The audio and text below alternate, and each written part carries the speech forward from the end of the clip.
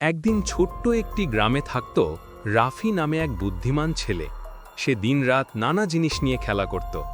একদিন পুরনো কম্পিউটার ভেঙে সে তৈরি করল এক অদ্ভুত রোবট, নাম দিল টিকো। টিকো কথা বলতে পারত, হাসত, এমনকি নাচত।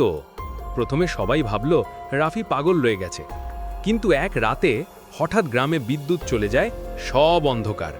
তখন টিকো তার চোখ থেকে আলো ছড়িয়ে পুরো গ্রাম আলোকিত করে দেয়।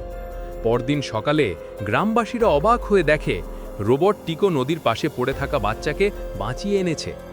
তখন সবাই বুঝল টিকো শুধু রোবট নয়, সে এক আসল বন্ধু।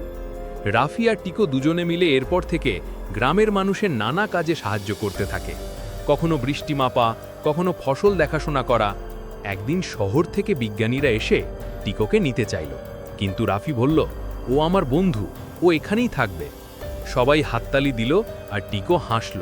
তার চোখে তখন সূর্যের মতো আলো ঝলমল করছিল। আজকের পর্ব এই পর্যন্তই। অন্য এপিসোডে আবার দেখা হবে।